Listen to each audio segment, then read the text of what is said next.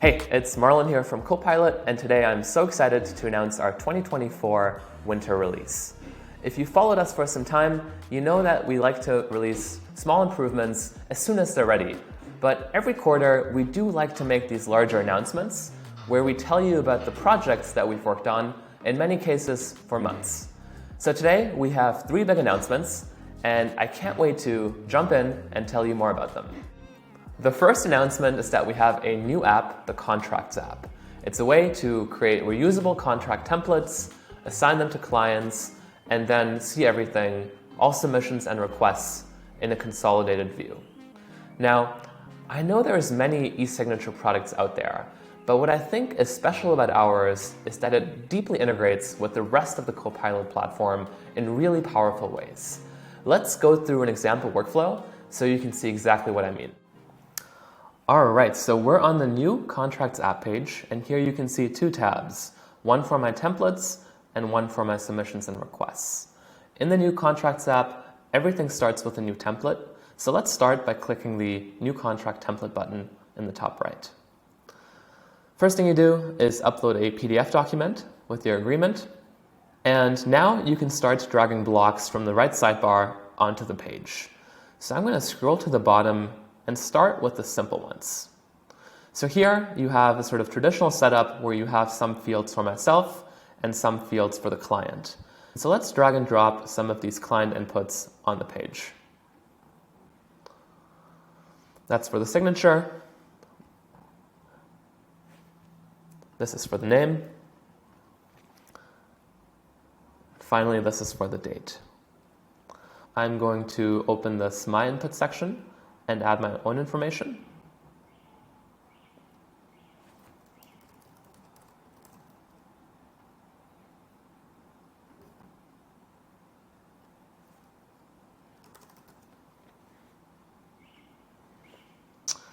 And then we have the date field. Now, I could drag and drop this date field in the My Input section, but I'm not going to do that. And the reason I'm not going to do it is because I want this to be a reusable contract I can use again and again. And so instead, let's open this advanced dropdown where I have this notion of autofill fields. These are essentially fields that are going to get set at the time that I share the contract with a particular client. And so one of the fields here is the contract share date field, and I'm going to use that instead to make this template a lot more reusable. Perfect. Let's go ahead and scroll back up to the top. And here we also have a name and address field for the client, and I'm also going to use autofill fields for these. So for the name field, I'm going to drag client.fullname over. And I'm going to make this a little bit larger just in case. And for the address field, I'm going to do the same thing. Now, note that the address field is not actually a native property in the Copilot CRM. This is actually a custom field. And so if you're creating a number of custom fields on the CRM, they're actually going to show up here on the right sidebar for you to use. Now, the only type of block we haven't talked about yet is the variable inputs section. These are inputs that I can specify myself at the time of sharing a contract template with a client. And so a good example for using these is for things like a work breakdown or a particular price, because that's going to be different every time I use this contract, and it's something that I want to set myself rather than have auto set with an autofill field. So for the completion criteria field, I'm going to drag and drop a variable input field and call this completion criteria. I'm going to make this larger so there's more space and so that I can go multi-line later. And then I'm going to do the same thing for this fee column as well.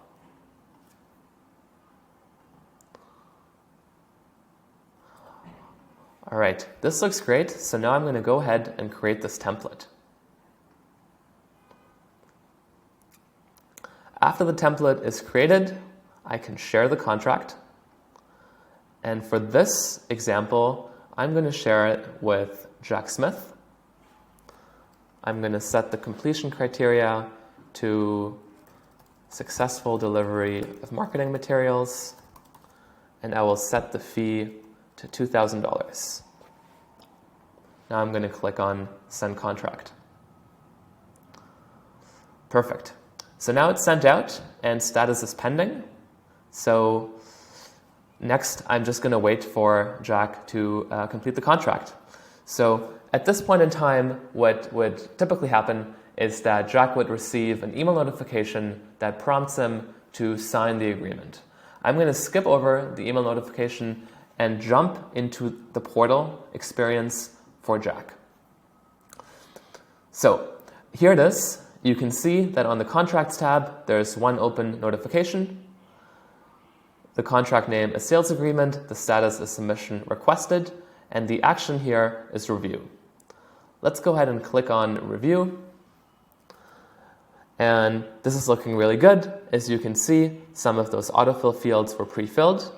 And so I'm going to go ahead and click on Start Signing. I will add Jack's signature. I will add his name. And I will add the current date. And I will click Finish and Send. Perfect. The agreement is completed, the notification went away, and now if I go back to my internal user on the dashboard and I go into my notifications, I can see that the contract has been signed. Looking great. Back in the Contracts app, I can also see that the sales agreement template has one submission with today's date. So that's how you can use the Contracts app. It's really great on its own, but what I think makes it even more powerful is that it was built on an excellent API foundation. What that means is that you can use it as part of various workflows. For example, maybe when a client signs in the first time, you want to automatically assign them a contract. That is really easy to set up. Or alternatively, maybe after a client submits a contract, you want to use some of the data they submitted to update your CRM and their corresponding custom fields. The Contracts app is on our API. It's also available on Zapier as well as Make, so there's plenty of ways you can set up workflows. So that's announcement 1, the Contracts app. We really hope you love it as much as we do. All right, let's talk about announcement number 2. Now, if you're a small business, and especially if you have a large number of clients or some team members, we know it is really difficult to stay on top of your notifications, especially if you're not on Copilot yet and you're using an assortment of narrow SaaS tools. It's really hard to understand what noteworthy actions clients are taking and what actions you still have to do. Today, we're releasing our notification center to solve this problem. Let me show you how it works. All right now I'm on the clients page, and right below it in the sidebar, you can see this new notifications item. This is the new notification center, and the 3 indicates that there are 3 unread notifications. Currently, there are 5 items total, and the first 3 notifications are bolded and have the solid circle, which is indicating that these are unread notifications. By clicking on an unread notification, I am viewing the details for that notification, and I'm also marking it as read. This first one is a notification telling me that a contract has been signed, and this right area differs based on the type of notification. In this case, I get a full preview of the contract, I get a download contract action to seamlessly download the PDF, and then on the right sidebar, I get a timeline view of relevant events. The form submission notification works in a similar way. Here I get the full form submission data, and I get an export form action to quickly download the form submission in CSV format. Next, we have an invoice paid notification. Here I can see the invoice, and here I can download the invoice. And then finally, this is what a notification looks like for when clients upload files. What is really neat about this last notification is that this is telling me exactly where my clients are downloading files. So in this case, if I sort by location, I can see that Jack Smith uploaded 1 file in the copy folder and 2 in the creative folder. Now at this point, all notifications are marked as red, which is why notifications in the sidebar no longer shows a number. If, though, I want to remind myself to come back to something, I can always click on a notification item, click on the Actions button, and then mark it as unread. The other thing to call out is that with all of these notifications, whether they are read or unread, I also have the ability to permanently delete them. So if I wanted to delete the invoice was paid notification, I can do that by clicking on the action. And here I essentially have a choice. If I want to use the notification center in a way where nothing ever gets deleted and I can see a feed of all recent client actions, I don't ever have to delete a notification.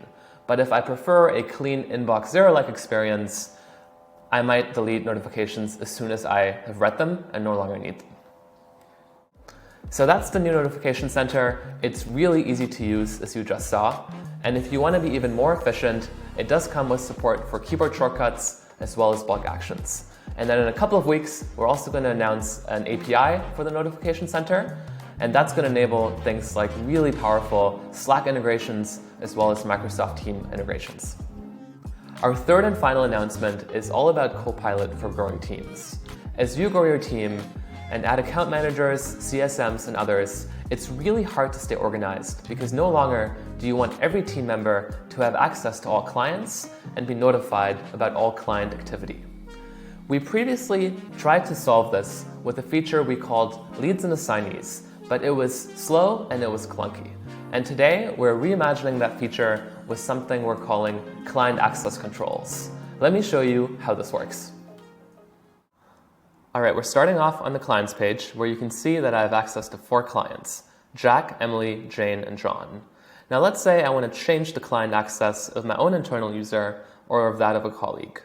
To do that, I'm going to navigate to the team page.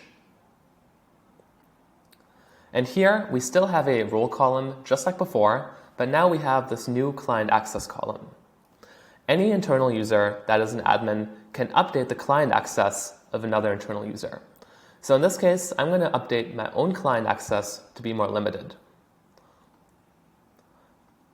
Specifically, I'm going to change it such that I only have access to, let's say, Jack Smith.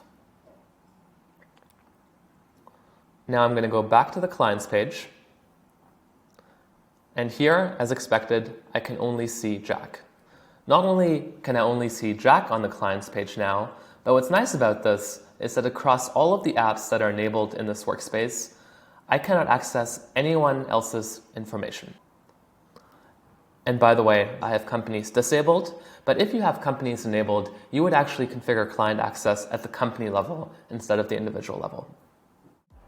Now, we love to couple feature releases like this with big upgrades to our technical infrastructure, and the Client Access project was a really good example of this. So with this project going out, we're seeing much faster initial loading speeds across all workspaces.